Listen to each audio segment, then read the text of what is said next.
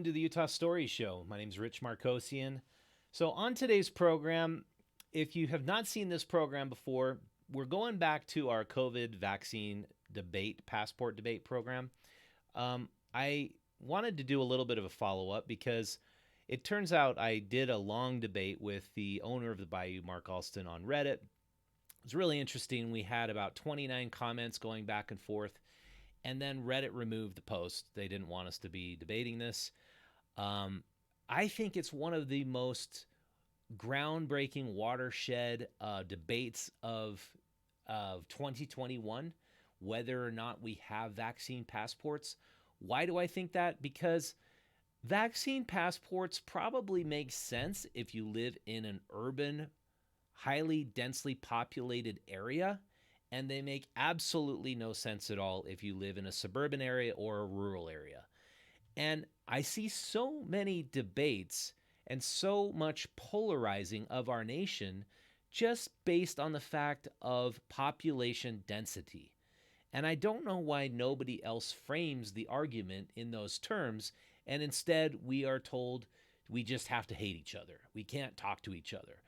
And what I found interesting about this debate was I was originally going to have Alston on the program. I was going to have a guy named Eric Mustos. They wouldn't come in the program together. They wouldn't share space together. They did not want to be in the same room. Mostly Alston didn't want to be in the same room as Mustos. And so my question is, why is our country so divided?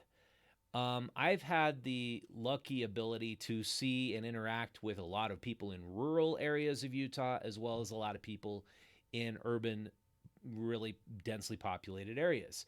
And my office for 8 years was down in the middle of the downtown Salt Lake City. Now we're in the suburbs. And so I kind of have a view of why people think the way they do. And I'm much more interested in how and why people think the way they do, if you're new to this program, than I am interested in being right. For example. And of course, I have my beliefs and I believe I'm right, but why people think the way they do is what we go into in this program. And I came across this very interesting book called The Coddling of the American Mind. I'm going to be talking about that book today because this goes into, I think, very much why we are, for the first time in this country, seeing that people no longer of opposing points of view no longer believe they can speak with each other. And it's an extreme idea to think that I cannot talk to you any longer because you don't agree with me politically. I've always liked to speak with people who have contrary views to what I have. I was raised very conservative, but then I was exposed to a lot of liberal roommates, and I became much more liberal in my thinking because of that. At a very young age, I was 19, I moved out of my parents' house, and I think that makes a big difference if you expose yourself to those contrary points of view, because what it does is you begin to realize that people don't think the way they do because they're stupid or they're ignorant or they're Trumpists. They think the way they do because they have the opinions they have, because those opinions serve their best interests. And what I brought up earlier about urban populations wanting more COVID restrictions than rural populations, it just makes sense. But The Coddling of the American Mind, I want to go back to that, is a book written by, let me get the authors, Greg Lukianoff and Jonathan Haidt, I think it's pronounced. These men started out by writing an article for the Atlantic magazine with the same title, The Coddling of the American Mind, where they were pointing out that a sentiment called Safetyism was growing pervasive on university campuses. And the sentiment was that if a speaker were to show up on the campus with a non-popular idea or set of ideas, usually both far right-leaning or far left-leaning, but ideas that would challenge the students' popular conceptions, those ideas became unsafe. And having speech that ran contrary to one's inherent values was considered to be harmful and people started even equating speech to violence. So if you wanted to, for example, as we pointed out earlier in the in an earlier program, contend that, for example, trans athletes should have all the same rights as whatever gender they identify with as those who are born to that gender, that is apparently now beyond debate. As I learned on Instagram, we were flooded with comments saying you cannot debate that subject. It's beyond debate. Gender fluidity is now a norm, and anybody has the right to be whatever gender they want and compete in whatever athletic program they should want to be able to compete in. And so that was my beginning to understand that. But we did an earlier program on the culture wars and how this whole notion that speakers coming onto campus who have viewpoints that are contrary to what students at universities are learning about, and that they need to shut down those speakers and silence them, how that is really not productive or at all in line with what this country was founded on. I mean, I studied a lot of American history when I was at university, and I thought the best thing that ever happened in this country was that we had 13 colonies, all with different interests, all with different economies, all with different people of different mindsets, and we somehow managed to take these 13 colonies, wrap them up in an incredibly inspired constitution, and get them to agree to do incredible things based on freedom. And our greatest freedom in this country is our freedom to speak. And I think that what's happening is the freedom to speak, our mind, even, good or bad ideas, is being whittled away, and the idea of public discourse and debate is also being challenged. And so what Alston, the owner of the Bayer, brought up to me was a term I'd never heard of before. But it was the term that the idea that both siderism is a waste of time. You don't need to hear another side if you are right. And I thought, what better way to open up an authoritarian government to say that we don't need to listen to anybody who disagrees with us. We can just cancel them out and just know there's one right way of thinking, and we only need to listen to that way. I mean, that is, of course, the definition of authoritarianism. That's how Mussolini, I'm sure, came to power, and Adolf Hitler, and every single totalitarian, authoritarian government came to power was just by saying that other side of our population that oppose our power and our regime, those people are a bunch of morons. They're a bunch of hateful, awful people, and let's just condemn all them and know that our point of view is the way to go. And this idea, both siderism, we shouldn't be listening to the other side, is gaining credence. And I find it interesting to look at this on Merriam-Webster's website. And so what is the key to bridging the political divide? This is an AP story written by Glenn Gamboa. I want to read a little bit from this. A few years ago, Dave Isay started worrying about Americans, and he saw the middle ground between political parties vanish into what he calls the disconnection and vast void. I'm not ever concerned about people arguing with each other because that's healthy, Isay said. But what I was concerned with was people treating one another with contempt.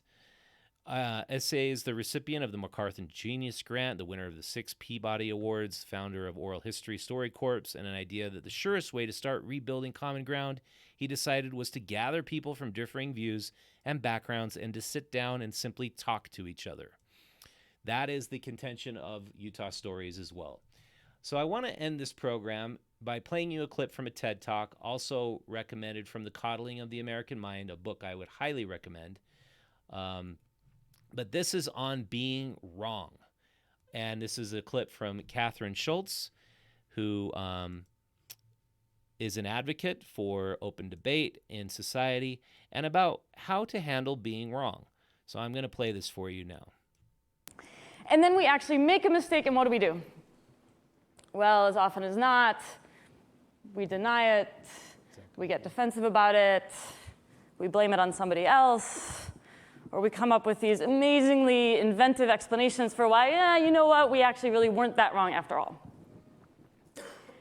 So if this is how we behave when we're wrong about really trivial things, pickles, you can imagine what happens when we're wrong about things that actually matter. So I suggest you go out and listen to the entirety of that. And I suggest you go out and listen to the entirety of that, because what is this idea that we cannot have our ideas challenged? I look at a person's convictions as only being as strong as the roots that are underneath those convictions. And you only gain roots to your convictions by being blown over a few times, by the right way of thinking about something, or about realizing, wow, I was wrong. Courage of your own convictions is extremely shallow if all those convictions are being spoon-fed to you. If you think you're right just simply because your parents told you so or a teacher told you so, then you end up being a weak person. That's my message to the millennials or the Y-Genners who are in college right now. And my message to the teachers who are telling students that certain things are beyond debate and we don't want to practice both Siderism, I think you need to understand the same thing. We don't become a free and flourishing society by just completely shutting down the other side in civil discourse, by saying that other side, we need to silence them, we need to shut them down and cancel them. That's not how you produce a thriving civil discourse or thriving democracy. And with that, thank you so much for watching. I just want to tell you about our two sponsors of this program now. Our first sponsor, and I'm so happy to announce that they're on board with us now, is Wasatch Brewery.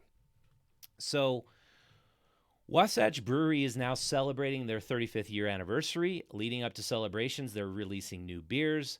And Utah Stories is collaborating with them in releasing short clips in interviews that I did with Utah's true original beer pioneer, Greg Scherf.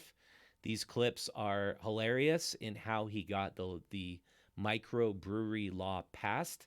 The Utah State Legislature was thrown off by the term microbrewery, and how he stood up to the 2002 Olympic IOC board when he announced his beer was the unofficial sponsor of the 2002 Olympic Winter Games. They're super fun interviews I did with him almost 12 years ago now, and we're going to be releasing those leading up to their anniversary. And Utah Stories is a huge fan of the local craft beer community because it epitomizes what is best, what can best be done through local communities.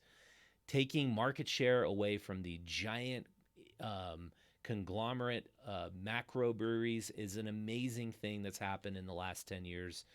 And that's all thanks to our support of the craft brew industry.